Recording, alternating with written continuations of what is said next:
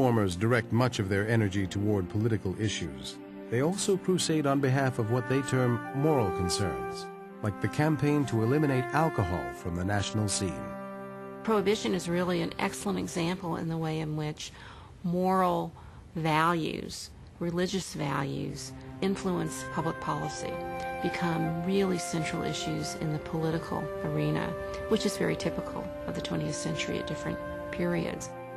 And so prohibition is an example of the way in which organized political pressure on the part of a variety of reform groups that include a lot of women's groups, such as the Women's Christian Temperance Union, helped to get a national amendment passed that makes the country dry.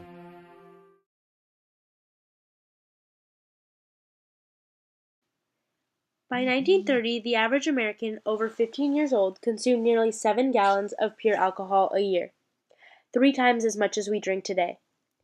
This was a huge issue for the nation, which is why the 19th and early 20th century saw considerable organizing for temperance or prohibition.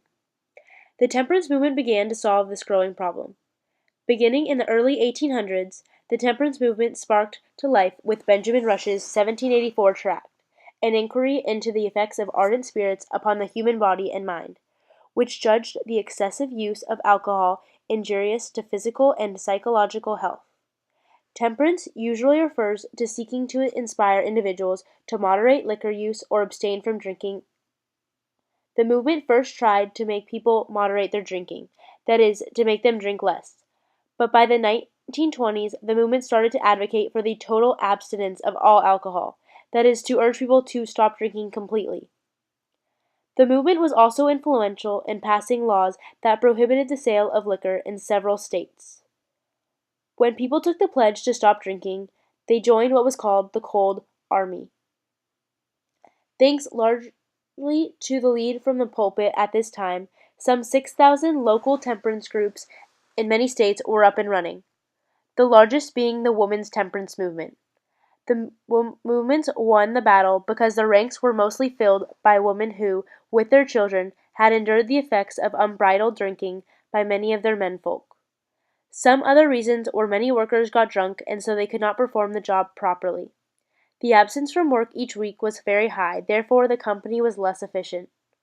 In fact, alcohol was blamed for many of society's wrongdoings, among them severe health problems and destitution and crime. At first they used moral suasion to address the problem, all under the leadership of Staten, the leader of the women's temperance movement, and other great women. Alcohol was outlawed. Prohibition usually refers to making it illegal to manufacture or sell alcohol. In addition to being ineffective, prohibition was counterproductive, in that it led to the heavy and rapid consumption of alcohol in secretive, non-socially regulated and controlled ways. People did not take the trouble to go to a speakeasy, present the password, and pay high prices for very poor quality alcohol simply to have beer. When people went to speakeasies, which are private clubs where they drank in private, they didn't just go to drink, they went to get drunk. It became very difficult to convict those who violated prohibition because public support for the law and its enforcement eroded dramatically. For example, of 7,000 arrests in New York between 1921 and 1923, only 27 resulted in convictions. That is a conviction rate of only 1 for every 260 arrests. The Volstead Act specified that no person shall manufacture, sell, barter, transport, import, export, deliver, furnish, or possess any intoxicating liquor except as authorized by this Act. The Act defined intoxicating liquor as any beverage over 0.5% alcohol and superseded all existing prohibition laws in effect in states which such legislation existed. Contrary to common belief, it did not specifically prohibit the purchase or consumption of intoxicating liquors. At roughly the same time as prohibition, in 1918 and 1919, the federal government passed the 18th Amendment to the U.S. Constitution, making manufacture, transportation, and sale of intoxicating liquors illegal under its power to regulate interstate commerce. The proposal became the 18th Amendment in 1919 and took effect in 1920. It was the first amendment to include a limit for ratification, though it was quickly ratified by 46 of the 48 states. There was also the notorious and ever-present organized bootlegging.